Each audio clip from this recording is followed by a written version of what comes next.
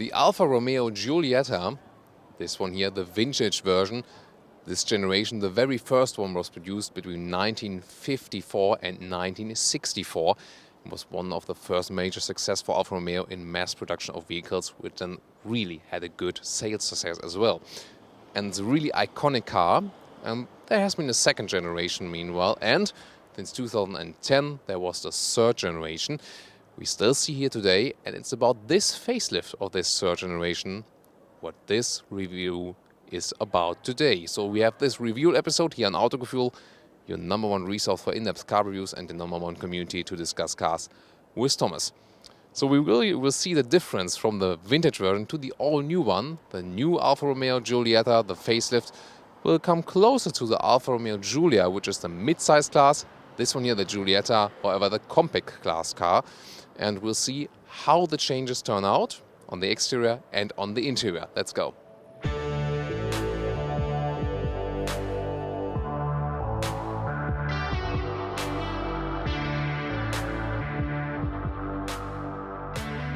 And because the modern Giulietta in its facelift is not revealed right now, not yet, we'll take one more look at the vintage version, and I think we'll see some stronger quotation from the past model than we have seen before. And the classic Alfa Romeo front grille is just a design icon, has been kept throughout the new model line as well, and will be even more stressed in the new Giulietta midsize sedan. And also the front grille vents here, you see behind here, this is also very classic, and I'm really looking forward if they have altered that one as well in the new facelift version. But one thing is for sure, that the rear will be looking very different because, well, we see it in the modern hatch version. This is way different than this kind of sedan version. But you see already here it was kind of a mix, definitely. And what is really remarkable, look how small the car is. It was less than 4 meters long. Today's car is over 4 meters long, 4 meters 35. And you know also how low it is. I mean, that's more like a modern sports car. You see, I'm way taller than a car. And also the weight was way lower. This one here was about 700 to 900 kilograms, and well, today's compact cars are more like 1,500 kilograms. So a lot of changes, but there's still a lot of DNA of this old car in the modern one as well. So let's now see how the facelift version goes.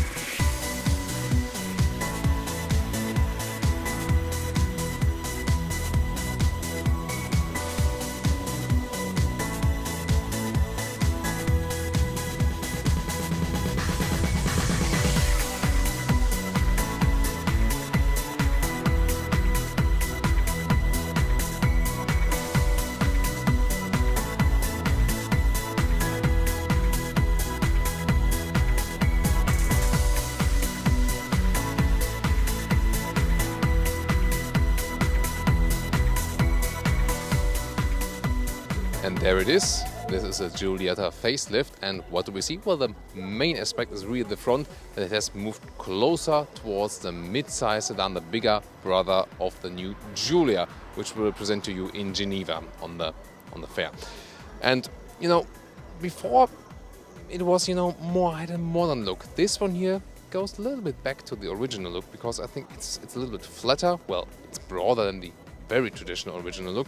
But as you see the Giulia preview we have online as well, you see the resemblance. And the lower part is also new, and designers claim that this lower part, which is kind of a mustache form now, it's supposed to fly on the road. And we see this is here a Veloce pack. There's also a true new Veloce version inside. We'll soon take a look at that one as well. And there's a new scheme behind it because so now there will be Giulietta and Giulietta Super, the mid-trim level, and the Giulietta Veloce, and the QV version, Gradifolio Verde.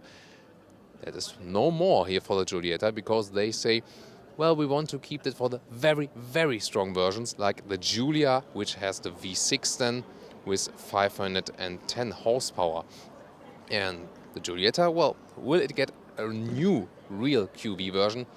Probably not, because then it would need all-wheel drive, and that surely wouldn't fit with the whole system here.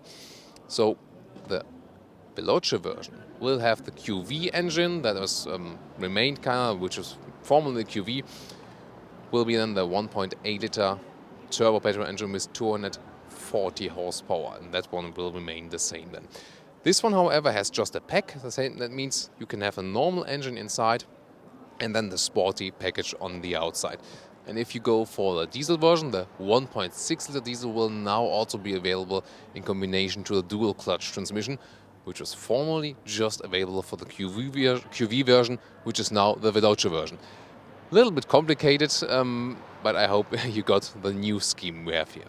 In the side profile, everything kind of remained the same, this classic compact sized layout. And we have the alloys 17-inch in this case, as we have this sporty package, and we also have darkened side mirror caps and also the door handles. Everything else 4 meters 35. The car remains also at the same length, so the facelift is really more with the front. You have already seen it, the LED signature light, which is very beautiful for the Giulietta. Now it's turned off right now, but you've already seen it turn on. This one also remains the same. What has changed in the Veloce version and also in the Veloce pack, just a design package, there's a new diffuser here, and it's, well, seems quite massive. And we can see here's just one pipe for the Veloce pack version.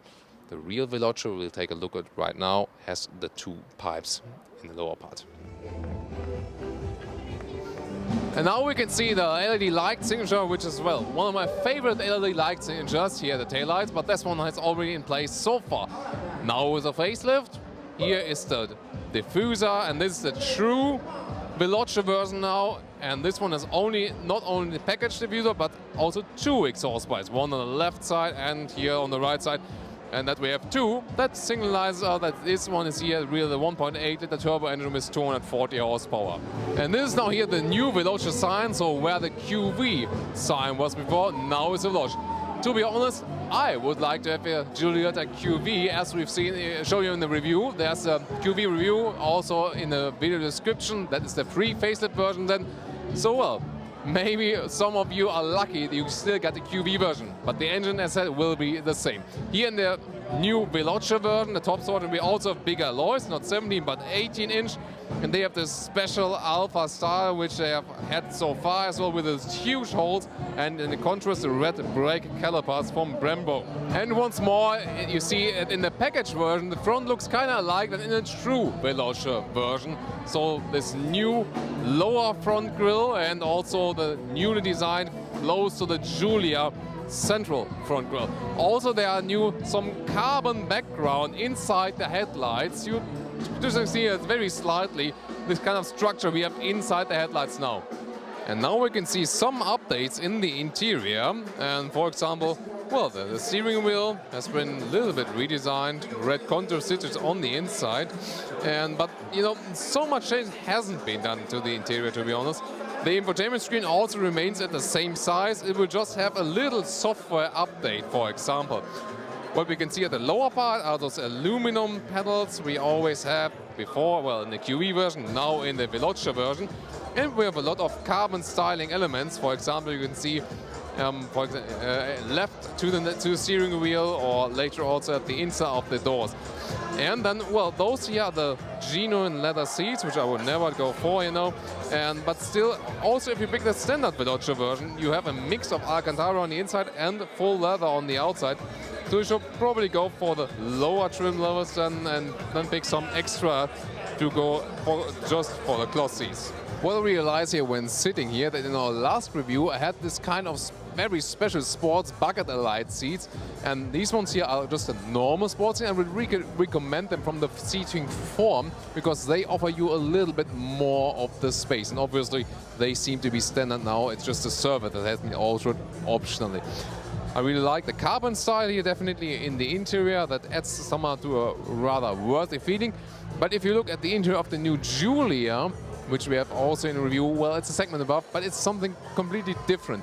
So this one here still represents, you know, a current Alfa Romeo style. The Giulia is really something very new and will change a lot for the brand. I would expect that they maybe change a little bit more with the facelift here also in the interior. Short look at the trunk. I open it by pressing the Alfa Romeo logo. And when I press it, then the trunk goes open and I can take a look at it. And well, it has also remained the same. It's kind of standard size for a compact car, definitely. And a short look in the rear compartment, cleverly integrated those handles here in the rear side of the doors, and we already know that from the Alfa Romeo 147. So let's get inside. And well, one of the things I have criticized recently also, as we have the other review, there's not so much space, so other compact class car competitors have really more knee space here. Well, with the bucket seats, it was maybe a little worse even here. Well, I do fit in here, also head-wise, I'm hitting my head on the ceiling, but we have the panoramic roof in here. But, you know, you shouldn't probably go if you go with tall people in the back here. But definitely here, it's more the driver focus and the emotional design with the Giulietta, and not that you have the most spacious interior. Since 2010, over 330,000 Giulietta have been sold worldwide. And in Germany, there's one man who wants to continue this success. Stefan Moldane is head of Alfa and Jeep here in Germany. And let's first of all talk about this facelift here. What do you think this facelift will change for the brand here in Germany, and how will this success for this model will continue? Yeah, the main importance on this model for us is that it's the first of 8 new models that we will introduce during the next couple of years. So yeah, it's a start, and it's a starting point. And what you can see here on the new Giulietta is a face of the new Alphas that will be introduced during the next years, and also the new logo. So yeah, important model for us that will be also shown next week in Geneva Motor Show. Yeah, we will of course also attend the Motor Show in Geneva, and we'll see more about the Giulia there. And we see more resemblance from Giulietta to the Giulia now. Is there a special strategy that you want to go, like, for example, Audi and BMW, to have more resemblance inside the model line? Yeah, for sure. You have to see a family, and that's exactly what we'd like to introduce with the new models, to see that's a real Alfa Romeo, yeah, a sportive car. And yeah, we started here to show the new design. Some people recently have said, okay, what has Alfa really become? Especially in the recent years, there was also a lot of crisis, and well, now there's the new model lineup coming. And what other strategies do you want to have this kind of turnaround for the whole brand? Yeah, for us it's important the customer experience. So what we will do is to introduce also a new corporate identity. So starting from this year, and we have here in Germany around 100 point of sales. It will be 120 by the end of the year, all established with a new corporate identity. Surely one very important topic is quality. What can you do to ensure the build quality of the next vehicles we'll see? For sure, quality. I mean, we are in Germany, and we have some strong German competitors. So quality is very important for us, and that's exactly what we have with the new models. High quality products. We have 5 billion invest into the new models. So we are building those new models in Casino plant in Italy. So yes, that's a very important issue for us, and we are looking for it. Yeah. So recently Alfa Romeo has decided that only in Italy all the models will be built. That's also a reason why we didn't see the Alfa Spider on the base of a Mazda MX-5 Roadster, will now come as a Fiat Spider now. So was this also, you know, a very pure decision just to remain in Italy? And what will this change also for the future? What other model lineups will we maybe see? Can you tell us something more about what we're going to expect? All in all, there will be 8 new models, and what you can see here is the Giulietta. It's the first one. The Giulia you will see next week. Not only the Quadrifoglio versions that we've shown last year during the IAA Motor Show in Frankfurt, but also the versions below. And you can see for sure there will become an SUV very soon, and then it's continuing to the other versions that will be announced in further announcements. The SUV, probably mid-size segment, as it's also on the same platform that the Giulia has built up on the new platform. It's a D SUV, yes. Yeah. So the new SUV that will come, the first one. Yep. And maybe a real Quadrifoglio version for the Giulietta, like the real one, like with a V6, or doesn't it really fit with the platform we have here? We will have the real quadrifoglio with the Giulia, and that's our really performance car. And we will have it first of all in the Giulia. But Giulietta, so is no Quadrifoglio Verde anymore, and no plans for the future in that respect? Now, we don't have the quadrifoglio version now in the Giulietta, but we have also performance cars, and there will be sportive package that you can put on top of those cars. So, thank you very much. We're looking forward to our next preview of the Giulia, and of course we'll drive it probably around summer or autumn, and of course also with the SUV, and then we'll see if Alfa can really make a sustainable turnaround, especially the very true customers are waiting for. Okay. Thank you. Thank you. Thank you very much.